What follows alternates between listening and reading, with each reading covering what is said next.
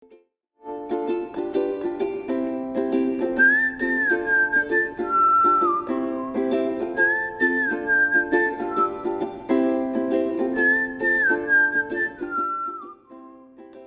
we're going to be talking about email, and that's because it's a super important skill to have to be able to communicate effectively with clients, with coworkers, with your boss or your manager. In this day and age, most of that communication is online through your email. So today we're going to be talking about email etiquette, do's and don'ts.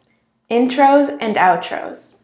The most important part here, I would say, is to spell the person's name correctly. Yeah. It's off-putting when the first thing, it's like you are not detail-oriented or you just don't care about whatever it is you're about to say to me because you couldn't even spell my name right. Yeah, so I would say just do the quick little double check. It probably takes 2 seconds, actually, literally 2 seconds. So make sure you spell the name right.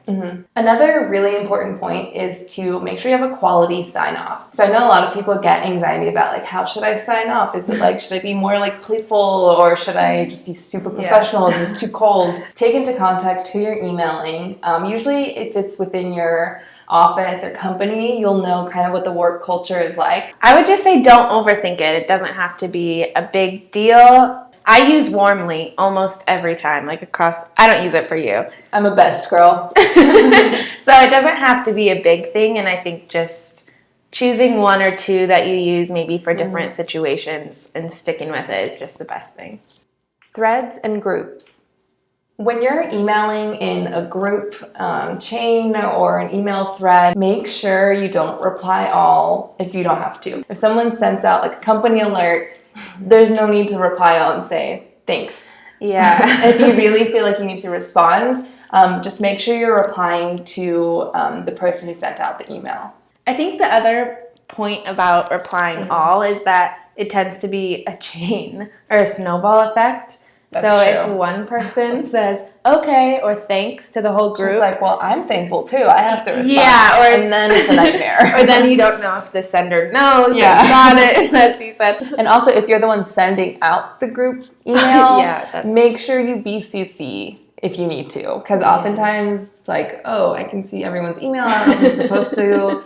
And also, if you're referring to some sort of date or time in the subject line that has subsequently changed, you can edit the subject line so that there's no confusion once you're emailing back and forth. Calendar invites. I would say the biggest tip here is to know who you're sending the invite to, who you're updating with changed times, who's supposed to be there, and just being very deliberate about what you're sharing and who you're inviting. Yeah. And I say that this is important because I have learned this through experience. As I learned most things, I had a video meeting with, I thought, just Aaliyah. We had canceled the meeting for some reason or another. And so I canceled the meeting and it said, do you want to send a message to the event attendees? And I was like, yeah. So I typed in all caps. I said, you're canceled. Because that's a funny, sassy joke. Then I hit send. And then my CEO, Lauren, turned around and said, Jack, why did you just say you're canceled? And my face turned so red. It's a company-wide email telling everyone you're canceled. I would say just being very, very deliberate about what you're doing. Format. So format is a big aspect of the email do's and don'ts. One of the key aspects that you should consider, especially as women, is the use of exclamation points. I think women tend to overuse exclamation points, and I think a lot of you are probably aware of this. It's not even you thinking it. It's statistically proven that we use more exclamation points, and that in addition to that, the receiver of those emails reads that as less professional than a period. I actually have a plugin, which is really cool. It's called Just Not Sorry, and it's on Google Chrome.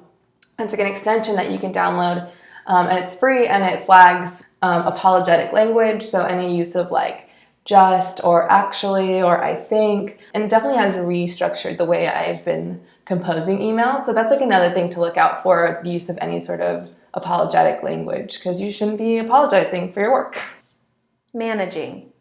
So one way to help manage your inbox, I would say, or to manage your emails is to use plugins or apps that are built to help you do just that. So one thing that we use in the office is Grammarly, and that helps proofread. And then the other one, and Gmail's new inboxes have this built in, but the Google Undo feature is this plugin, or now it's built in, I think, fully. I think so too, I'm pretty sure, with the new inbox. Yeah, so when you send an email, you basically have 10, 15, 30 seconds, whatever you choose to set it as, but you can unsend the email. In terms of responding, it's very important that you set expectations with clients or coworkers. In our office, we will not respond to people right away just because we might be able to at that time, but we aren't going to be able to all the time when they respond or when they email us. So setting people's expectations that you respond usually within 2 days or by the end of the week. Being able to have the bar set so that they know, okay, I emailed Jack, she'll probably get back to me by Friday. And you can even set those expectations explicitly and say, oh, hey, contributor XYZ, I respond to contributor emails on Mondays and Fridays. So anywhere in between that, just assume I've gotten your email and I'll get back to you then. Hopefully that will help to clear up some confusion that you have or alleviate some anxiety that you have in regards to email. And the only other point I would say is that I do think it gets better, as with most things, the more that you do it. Just keep doing it, be concise, be mindful, get those plugins we talked about, and hopefully it'll just get better with time. Yeah, and if you have any questions that we didn't cover in this video, feel free to comment them and we'll respond. Or if you have any other tips or kind of pet peeves that you notice when you're emailing, feel free to share those as well. And if you're still feeling overwhelmed, or maybe your problems are more related to how you email and not necessarily the content, and you keep getting overwhelmed by email, we have a contributor who wrote an article with 5 ways that you can get back on track. That link is in the description below.